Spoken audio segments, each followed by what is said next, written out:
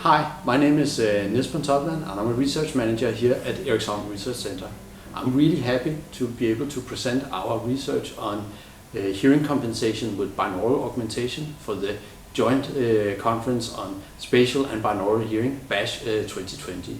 This research is something that I've been doing over the years with my main collaborators, that's Lars Bramslev, also here from Eriksholm, and Professor Thomas Virtanen and Gaurav Nadjani from Tampere University in Finland. But now let's dig into it and see what this is about.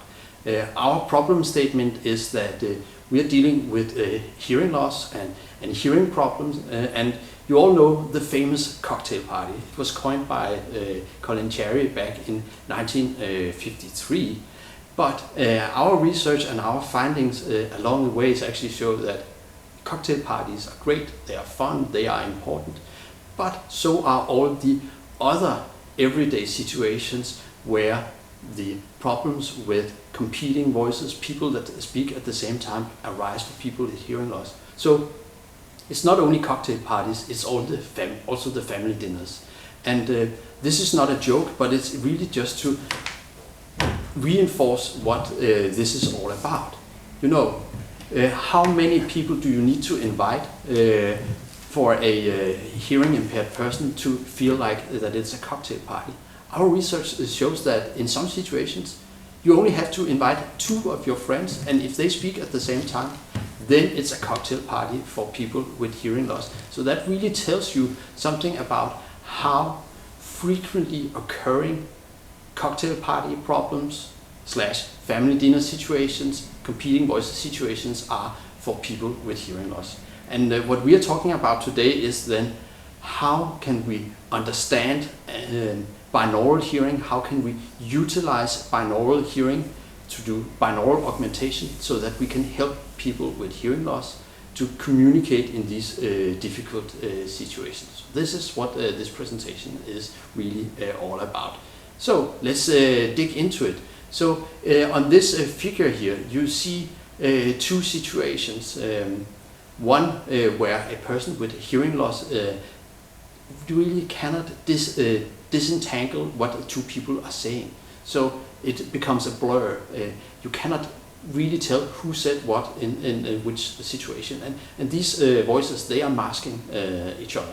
The kind of situation that we want hearing technology to really go towards is the one on the right hand side, where people with hearing loss really perceive the 2 competing voices as 2 separate speech streams. Something where you can switch attention between them as naturally as people with normal hearing do. For me, in such a situation, it's not really difficult to understand what's being said when 2 people are speaking at the same time. But for people with a hearing loss, it's really a much more difficult situation. And the graph in the middle with the results really just show us how difficult it is. Because in those situations where people are sitting closely together in front of you, then the ability to understand what's being said is down from 100% to 50%.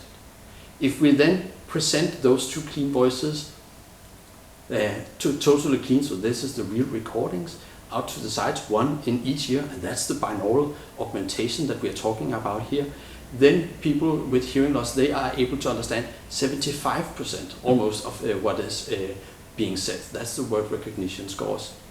So that really gives us the benchmark for our technology and our binaural augmentation. We can move people with hearing loss from 50% word recognition to 75% word recognition score.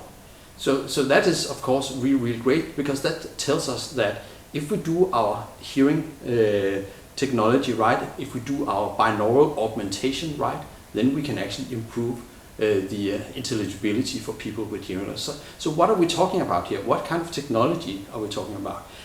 The technology that we tested in our research was actually deep learning and machine learning applied to voice separation. So we took people speaking at the same time, we mixed people's voices together and learned algorithms how to separate them out.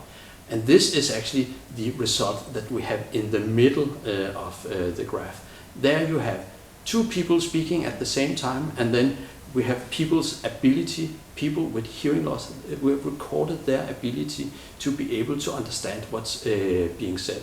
And well, it does not give people all the performance benefits of the ideal, so there's room for improvement, but we actually still lift the performance quite far from around 50% up to the mid 60s when we take a algorithm and apply it to a mixture of voices, and then separate out those voices, and then we present one voice here at the same time. So actually this is the binaural augmentation that we are talking about, really changing the perceived spatial location of people's voices, putting them more out to the side so that people with hearing loss can better understand what is being said.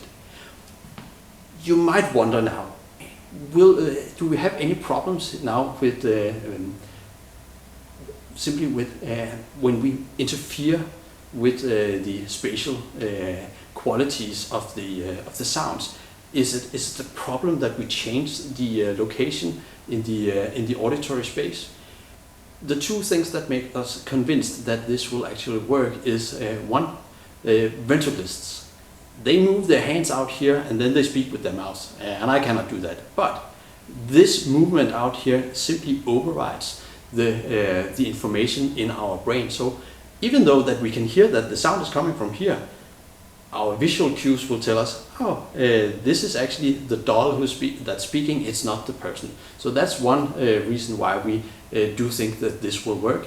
The other finding is actually from some fellow researchers of us, that's Enrique Lopez Poveda at the University of Salamanca, that has looked into how is the brain actually processing competing sounds. And that research shows that the brain is actually pursuing, and actually the hearing is pursuing a representation of speech sounds, so that if I have one person speaking here and another person here, the brain is actually trying to make the situation so that this ear is focusing more on this person and the other ear is focusing on the other person. So you could actually say that the technology that we have tested here is really trying to compensate for that lost ability to separate voices from different directions. So that's why we actually are, we really think that this will